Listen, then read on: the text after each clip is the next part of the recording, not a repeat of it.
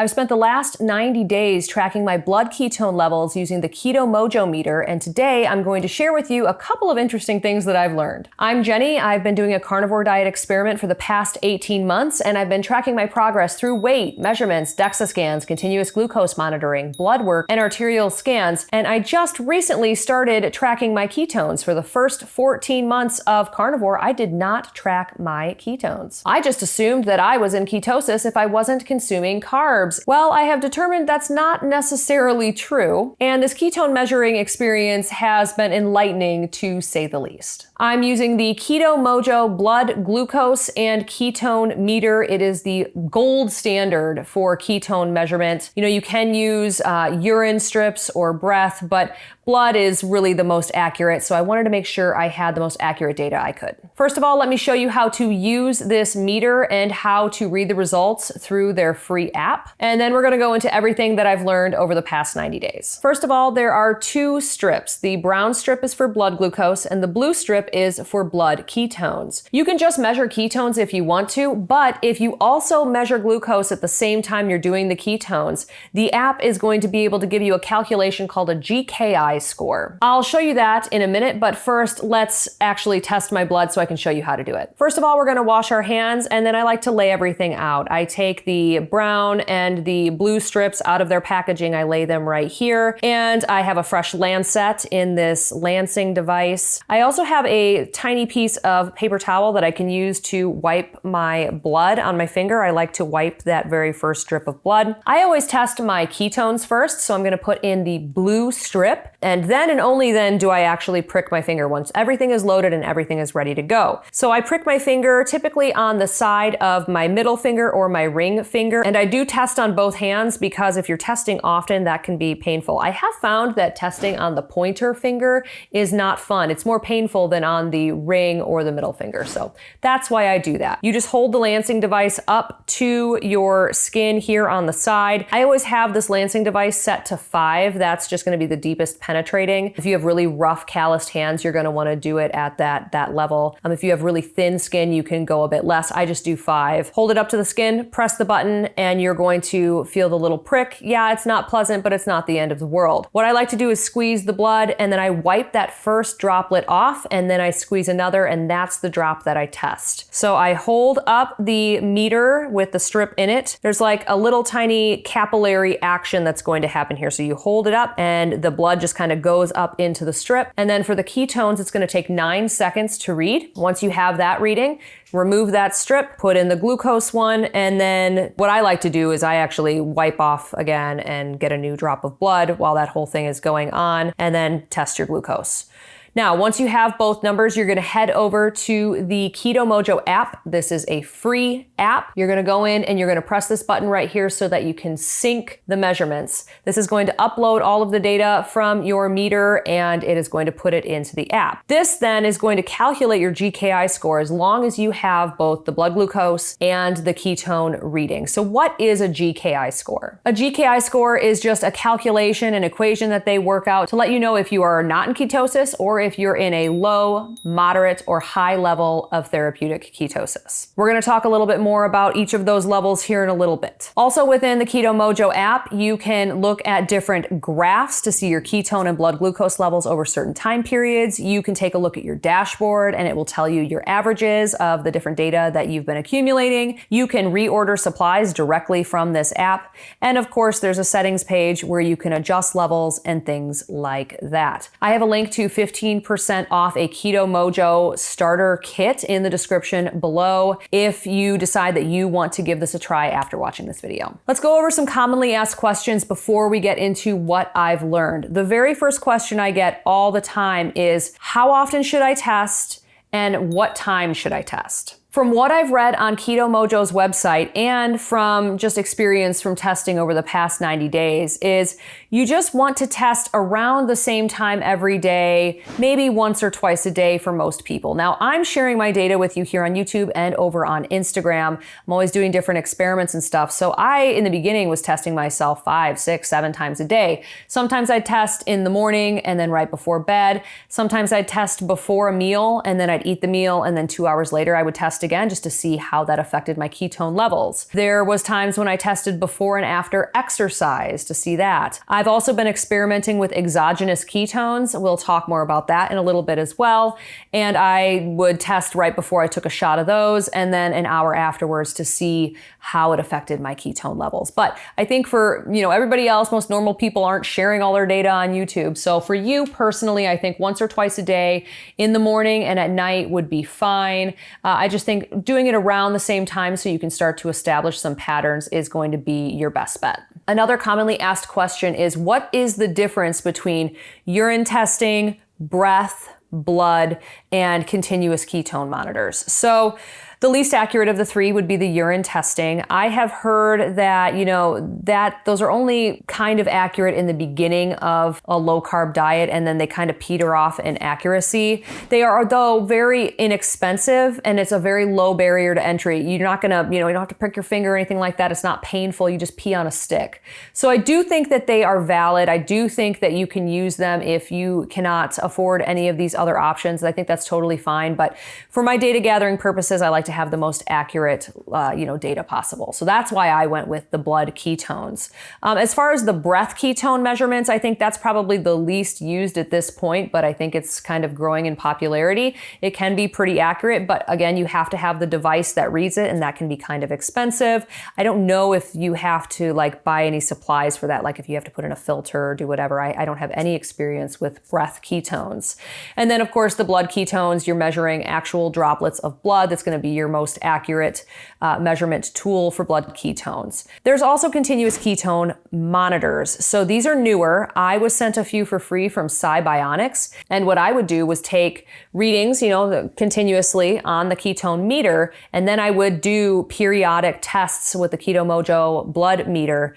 And it was pretty darn accurate. That Bionics continuous ketone monitor was pretty darn accurate. I was impressed. I have another one that I have to put on because I'd like to test two of them out. One could just be an anomaly, but two being very accurate would just tell me it's a very high quality product. So that is an option, but of course that's going to be more expensive. You have to put those on every 2 weeks and so on and so forth. So that's the varying levels of accuracy of all the different measuring tools out there for measuring ketones. Hey, I wanted to pop in real quick to thank today's video sponsor, LMNT Electrolytes. LMNT has everything you need and nothing you don't, with 1,000 milligrams of sodium, 200 milligrams of potassium, and 60 milligrams of magnesium. I've been doing a lot of outdoor activities this summer, and it's really, really hot. So I've been relying on LMNT to keep me hydrated.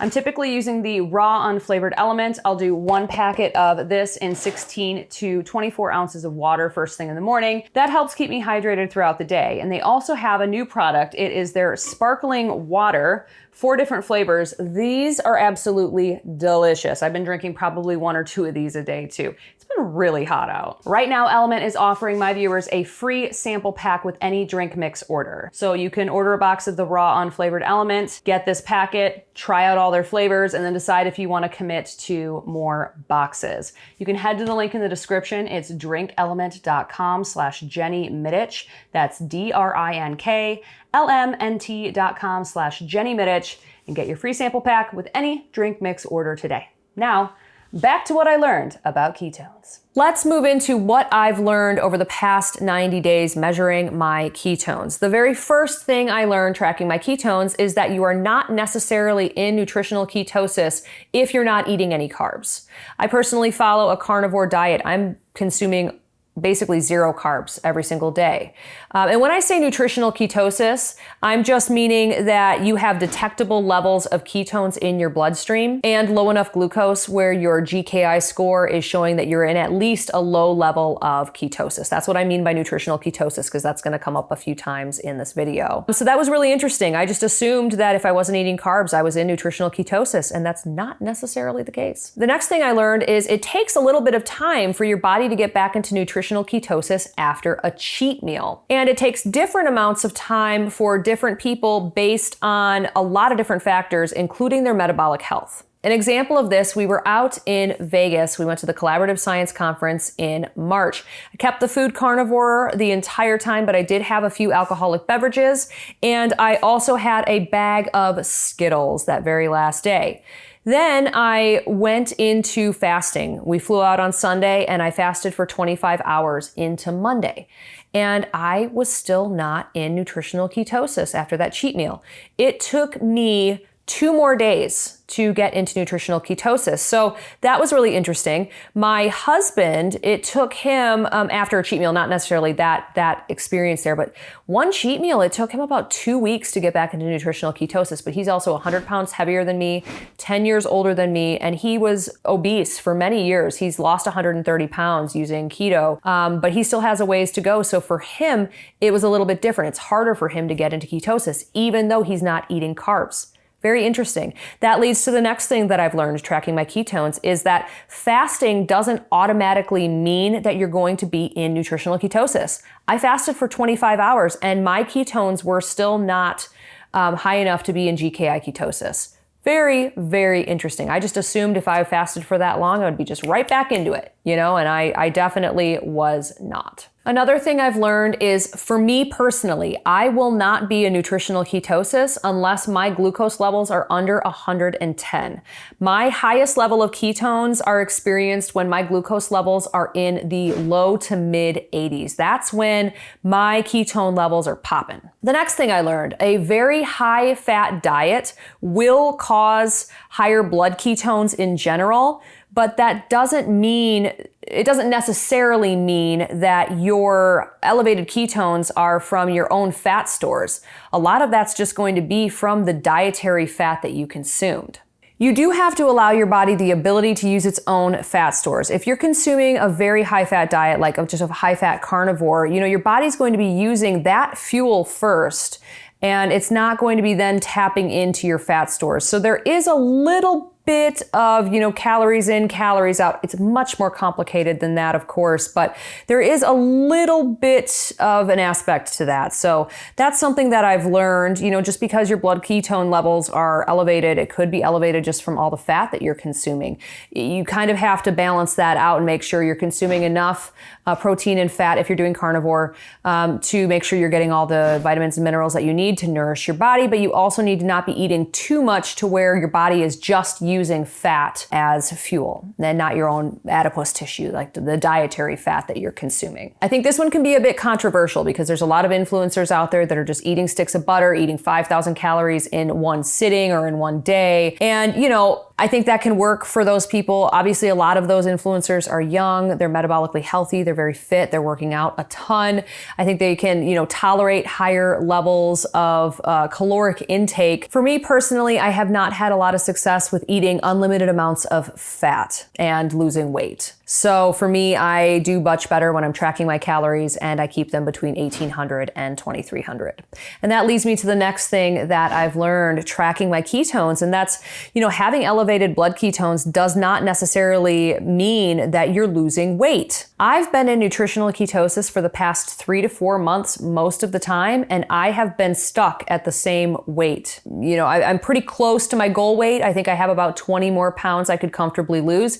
And I do think there's some validity in the fact that, the first 20 pounds that you're losing is so much easier than the last 20 pounds. So I think that's a thing. I've been working on overcoming this weight loss stall, so I will let you know when I figure it out. I'll make a whole video about it. But for now, just because you're in ketosis doesn't necessarily mean you're losing weight. The next thing I learned was that the Keto-Mojo Meter is excellent. It's very accurate and it's super, super easy to use. I also learned that their app is amazing. I've had 0 issues with the meter. I've had an issue with the strips twice. So one time the capillary action of the strip, it just would not draw up the blood. That's just, I think, one strip that was bad. And then one time I accidentally opened the packaging a little bit vigorously and I bent the strip. So when I put it into the meter, it had an error message. Those are the only 2 times I've had an error message with the Keto-Mojo Meter, and it's just a very high quality product. Another thing I've learned is all about low, moderate, and high levels of ketosis. Low levels of ketosis isn't necessarily like worse than being at a high level of therapeutic ketosis. There's different reasons why you would want to be at different levels of ketosis. So in general, you want your ketones to be between 0.5 and 3.0 millimoles per liter.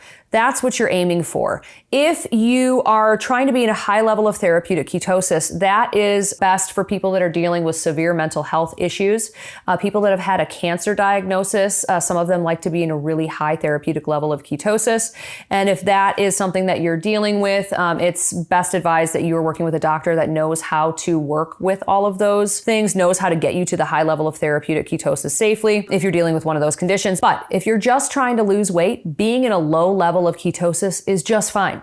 You don't have to be an overachiever. You don't have to be like super high ketones. If you're just trying to lose weight, a low level of ketosis and a moderate level of nutritional ketosis, those are just fine. Also, everybody has their own range when it comes to numbers like this. So your glucose levels, your HDL cholesterol, your triglycerides, everybody has their own range. I'm testing my blood, once a month. So I can see like my triglycerides, for example, are between 46 and 60 something. That is my own personal range that my triglycerides have settled in. For my glucose, I am typically between like 85 and 95. That is my glucose range. That's what works for me. And you're going to see if you test enough that your ketone levels will have a range that it settles in a lot of the time. For me, my body likes to settle between 0.8 and 2.5 millimoles per liter. And that's pretty consistent in my book. Yours will probably look a little different. The final thing I learned about ketones during this 90-day testing experience was I started to experiment a little bit with exogenous ketones. I've been using Ketone IQ exogenous ketones. This is a very high quality brand, not a ton of ingredients, highly effective. And there are some caveats to this though. First off, what are exogenous ketones? Let's talk about that. Exogenous just means created outside of the body. So this is just ketones that are manufactured outside of your body. Endogenous means created within your body. So that would be anything your body is creating from the dietary fat that you consume or from your own adipose tissue. That's the only difference there. So basically, exogenous ketones are ketones that you are taking that are not manufactured by your body. Why would you want to take exogenous ketones? The way that I've been using the Ketone IQ is before a workout. They really help with that. I've also been using them if I don't have time for a meal. They're great for an appetite suppressant. They're awesome for getting you back into nutritional ketosis faster after a cheat meal. And then the final way I use exogenous ketones is if I have a bunch of like emails or like, kind of office work that I need to get done and I really need to be in a flow state. I need to concentrate. It really helps with brain fog.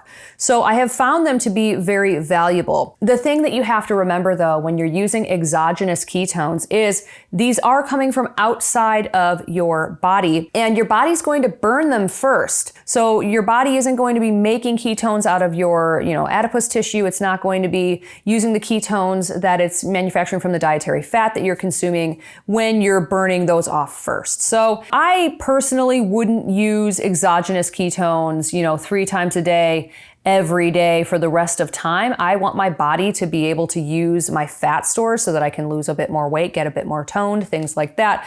But they do serve a purpose. So that has been very interesting.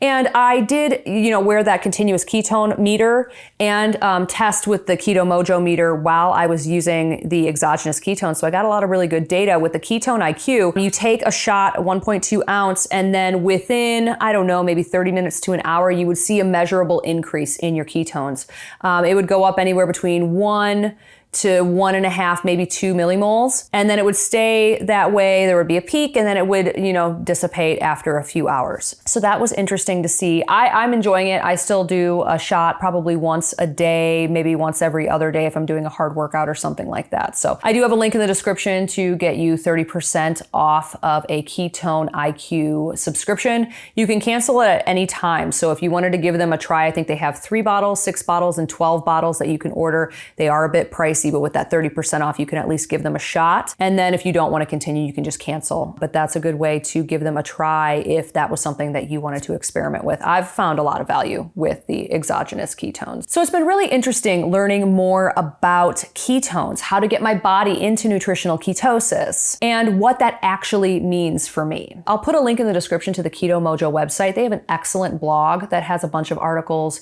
where you can learn more about ketones in general. They're definitely worth a read. A quick announcement, I am launching a second channel. This is called Jenny Mitich, etc. It's more vlog style content, so if that's of interest to you, I'm going to put a link on the screen where you can get subscribed, and be sure to sign up for notifications. I'm going to be releasing content over on that second channel starting very soon, and you don't want to miss it. Thank you so much for watching. I hope this video was helpful. If you have any questions whatsoever, please leave them in the comment section below, and I will see you next time.